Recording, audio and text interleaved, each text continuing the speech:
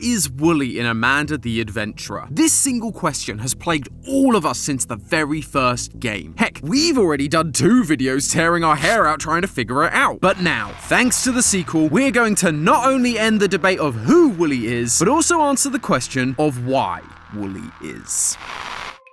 Hello Internet! Welcome to Game Theory, the show that's always happy to hear from an old friend. Let's listen to all of it right now! DJ Two Shades! This is DJ Two Shades again! You're still here!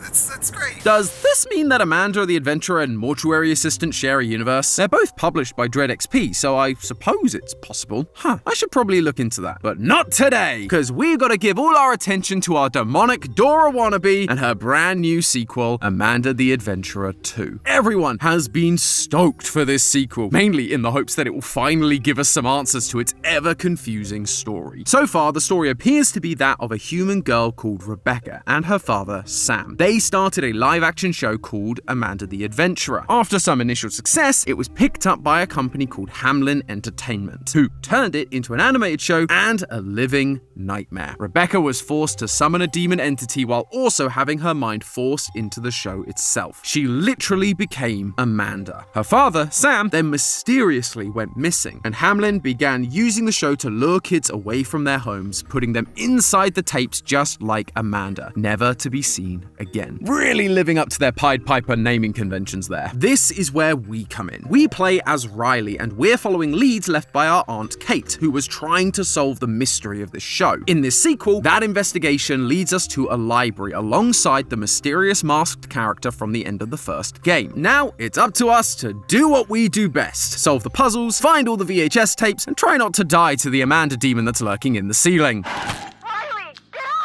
If we do all that, we're rewarded with an escape hatch in the back of the library to run away from the demonic Wooly that just showed up. And that is why it's important to support your local library, kids. You never know when you're gonna need a secret underground vault tunnel for demonic emergencies. But if we pay close attention to all the details leading up to this moment, we are also rewarded with one of the most important resources from any library: knowledge. Knowledge about the true lore of this game, the origins of Hamlin Entertainment, who is in control of Amanda, and what the heck is Wooly's deal. For some reason, this guy is the biggest mystery of the entire franchise. Every theory comes back to him in some way, but no more. Let's not rack up any more late fees, theorists. It's time to return to the library and see if we can finally solve the mysteries of Amanda the Adventurer. And to start with, I actually want to focus on the same character our last theory ended on, the opossum. In the demo, this guy was a mysterious character that didn't really show up all that much, but he was clearly meant to be a reference to Dora's swiper, as he steals Amanda's coin so that she couldn't try to escape during the opening scene. This made it feel like he was supposed to be important, and we ended up concluding that this opossum was likely connected back to Hamlin in some way. By stealing the coins, Amanda couldn't go on her adventure, and Hamlin don't want her escaping this new TV realm she finds herself in, especially after all the effort they went through to summon the demon entity in the first place. Now, in the full release, the opossum is back, and I was right, he's definitely important. Just not in the way I initially thought. He keeps showing up as he did before, causing havoc and attacking both Amanda and Wooly, leading to them getting more and more annoyed. And believe me, I get it. I'd be annoyed too if someone kept bugging me, attacking me, and,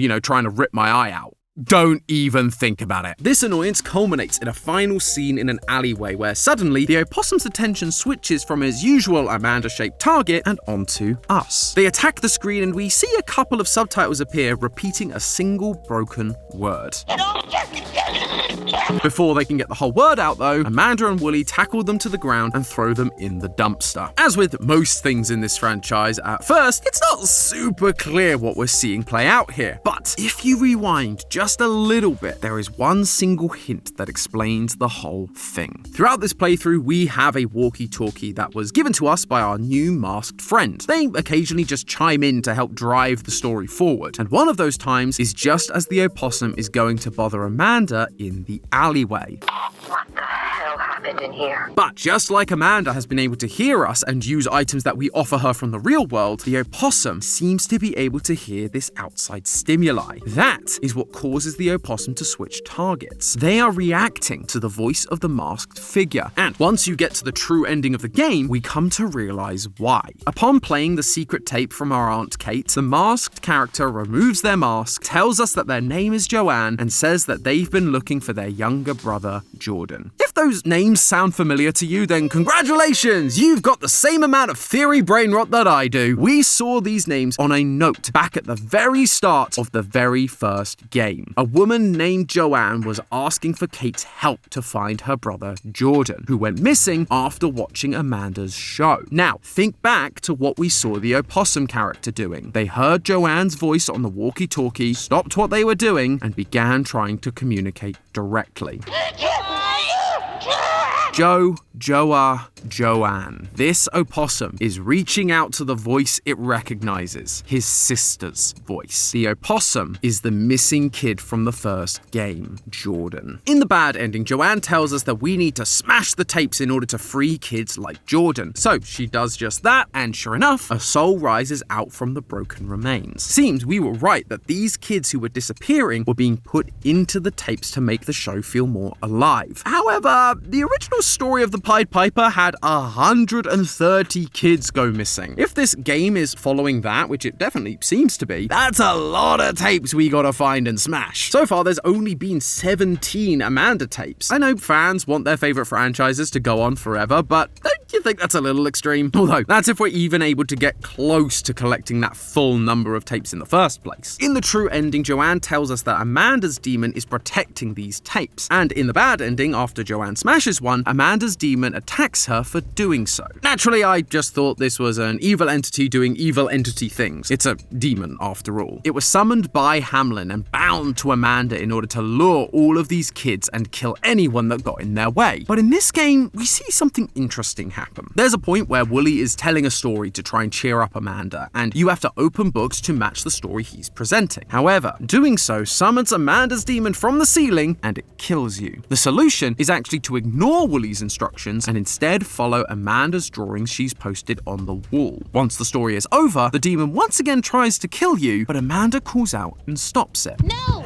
They helped me feel better. This demon isn't completely mindless, nor is it evil and working for Hamlin. It's obedient to Amanda. It follows her orders, which means that protecting the tapes isn't part of Hamlin's plan, it's part of hers. That seems strange. We've talked a few times about how Amanda is desperately trying to get out of these tapes, so why would she not want the same for all the other kids? By destroying the tapes, aren't we helping them get the very thing that she so desperately wants for herself? It could be that she's jealous. We saw in the first game that she's terrified of being alone like the lonely kitten, so if she's stuck in these tapes, at least I guess she would have some company? But then, I noticed that we only destroy a tape in the bad ending. In the true ending, Joanne says that someone told her to smash the tapes in order to free her brother's soul. She then later refers to them as the psychos who burnt down Kate's house to again try and destroy the tapes. At the end of her monologue, she tells us that Hamlin needs to be taken down. Clearly, these things are connected. Hamlin are the ones who went after Kate for investigating them. They destroyed her house, and they are the ones trying to destroy the tapes. Hamlin is evil. That's pretty well established at this point. So smashing these tapes and releasing their souls isn't going to help bring these kids back. It's probably going to feed into whatever demonic ritual or plan they actually have coming up next. That's why Amanda attacks us when we destroy them. By following those instructions, we're helping the very people that caused this mess, and I would suspect causing those kids more pain and suffering. By keeping them in the tapes, they're safe, protected by Amanda. She may even have a way to bring them back properly in the future. It's hard to say for sure. This series has always leaned hard into cryptic clues that can't be answered until the sequel. But what I am sure about is that as we go through however many sequels this series is going to have, we'll be slowly winning Amanda over, just like we did in this story minigame. We're going trying to show her that we are trying to save these kids too, that we are on her side. And once we build that trust enough, we're gonna have a demon entity on our side to help us stop Hamlin. Maybe we'll even get a cool kaiju-style battle between Demon Amanda and Demon Wooly, all while we just sit in the corner frantically trying to solve a puzzle made for children. What can I say? A theorist's got a theorist. But this sequel isn't done with big reveals yet. We've found the opossum, but there's one other identity that this game is trying to share with us. One that has been bothering us since the very beginning. Wooly. I know. The last 2 theories we've done have all been about who this flippin' sheep is. I'm as annoyed about it as you are. But trust me, I do truly believe that this game has the answers we need to finally put this mystery to bed. I just need to put in the next VHS tape and...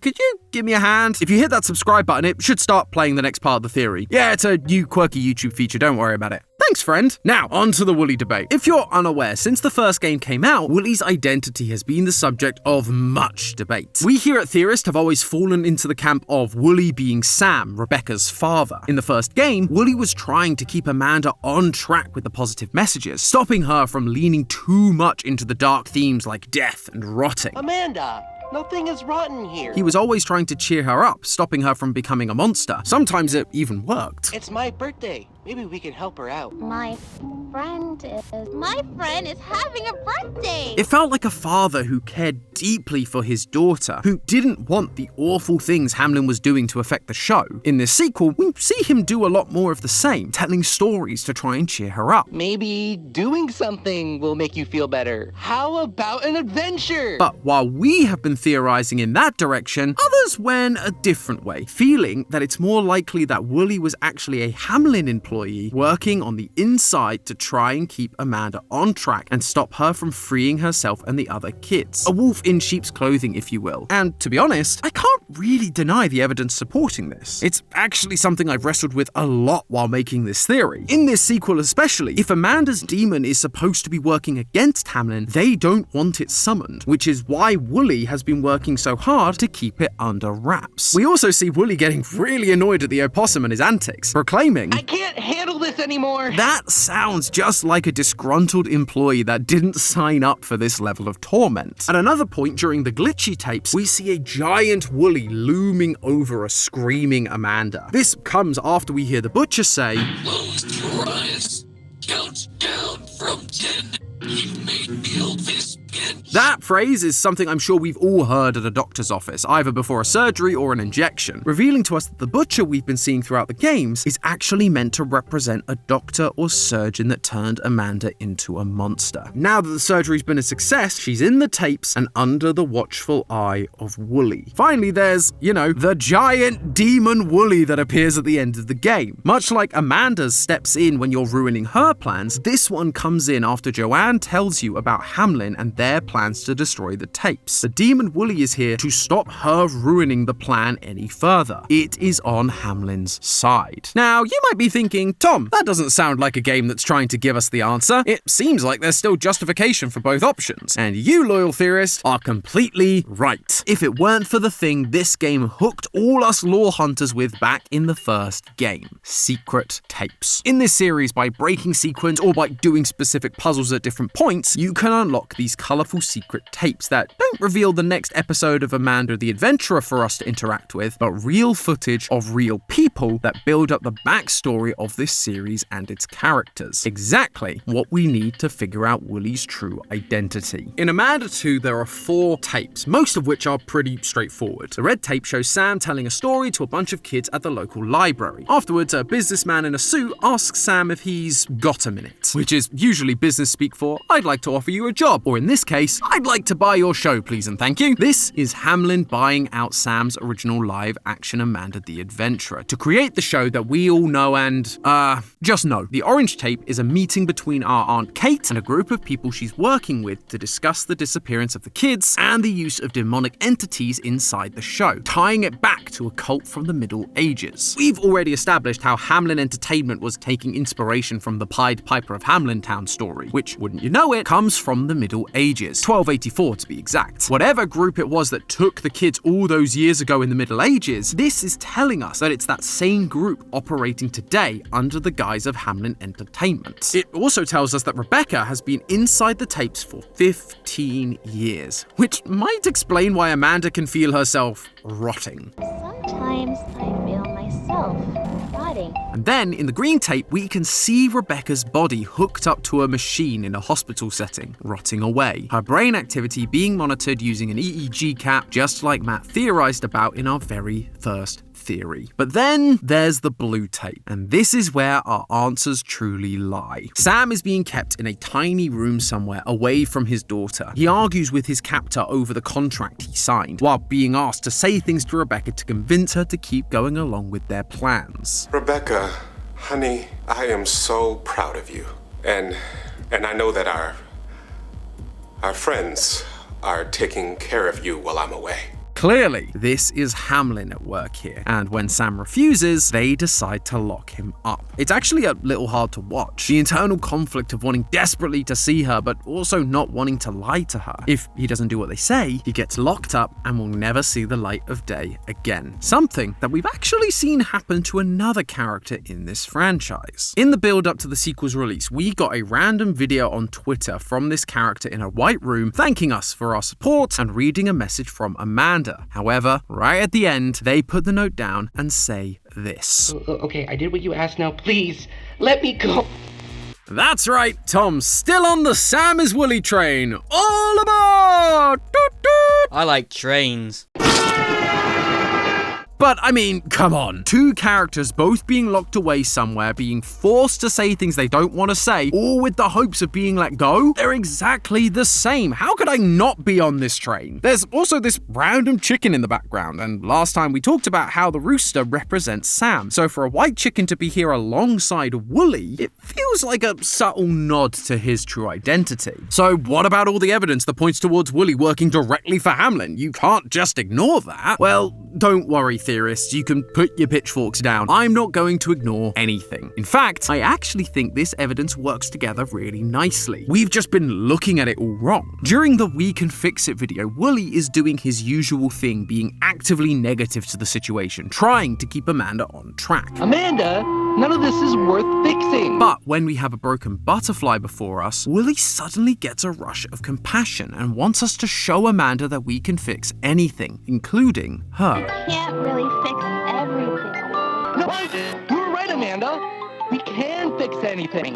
We can fix it, right? We're seeing two versions of Woolly in a single tape. One that's helping Hamlin and one that wants to help Amanda. Sam wants to help his daughter, but as we saw in the blue tape, he is being coerced, forced to go along with Hamlin's plan. If he doesn't do what they ask, he'll remain locked up, and who knows what awful thing could happen as a result. On the red tape, the Hamlin employee mentions that Sam has been able to build a strong connection with the kids with the stories he tells. And then in the blue tape, what is he doing? He's telling Amanda, a child, a fake story to convince her to help Hamlin. Hamlin has seen Sam's ability to engage with children, and so by essentially holding him at gunpoint, they can use him to manipulate Amanda and all the other children that watch the show. This is why his actions have appeared so inconsistent. Sam, Woolly, wants to help Amanda, he wants to fix her, but he's also under strict orders to not mess anything up. This isn't a case of Woolly being Sam or someone from Hamlin. The truth is, it's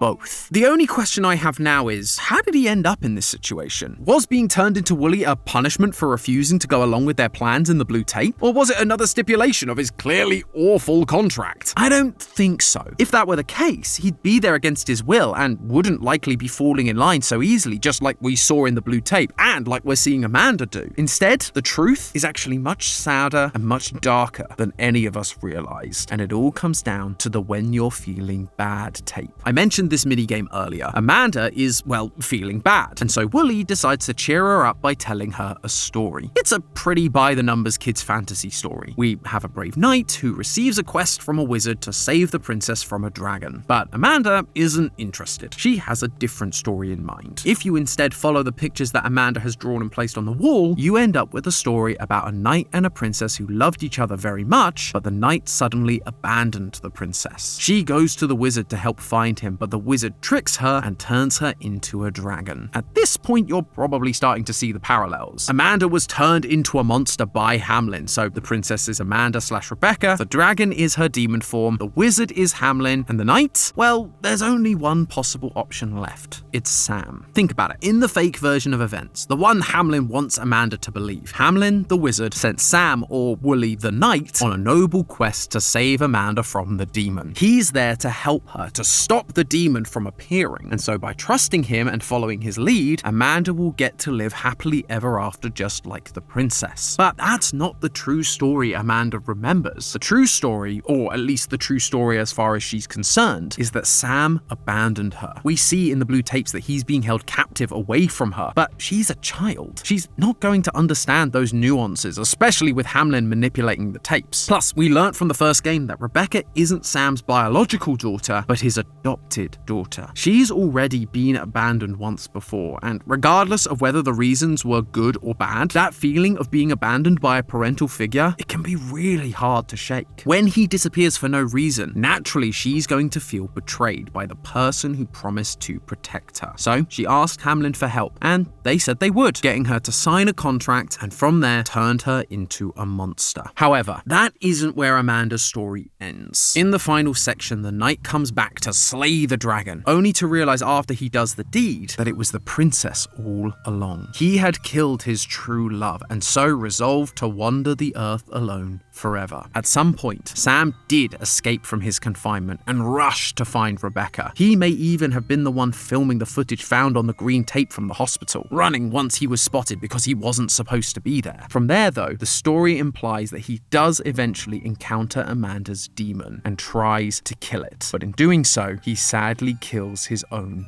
daughter. Amanda's real body isn't rotting because she's lying comatose in a hospital bed, but because she died at her father's hand. The only part of her that remains now is her mind inside these tapes, and she hasn't forgiven him for what he did. When you go looking for treasure in the woods, you can dig up an unmarked grave, and inside it are a pile of Sam's clothes that he wore in one of the interview tapes. In previous theories, we've pointed out that when we saw an unmarked grave in the demo, the correct answer was Wooly, again connecting these two characters. But when they see these clothes, both Wooly and Amanda agree that some things are better buried, forgotten. Amanda wants to forget about her father, that he abandoned her, while Wooly wants her to forget the horrible things that he did so that they can rebuild their relationship inside the game. That is why I believe Sam got turned into Wooly in the first place. I'll admit this next part is a little speculative, but bear with me. Sam killed his own daughter and was completely torn apart by it. But if he'd seen Hamlin's experiments in the hospital, he'd know that part of her lived on. She was still alive inside the show.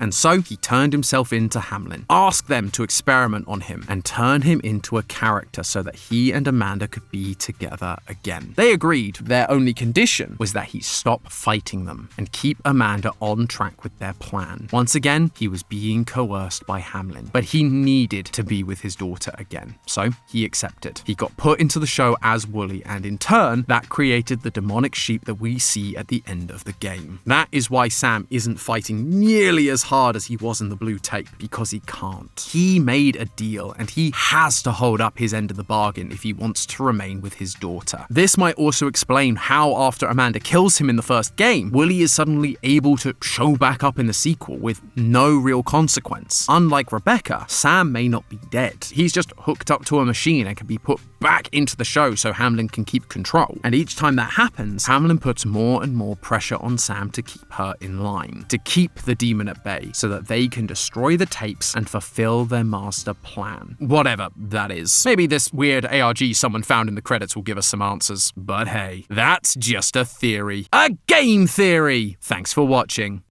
And if you want to watch more souls trapped inside of old media devices, solve the puzzle on screen to watch our episode on Crow 64. It's really simple. You just gotta click it, Theorists.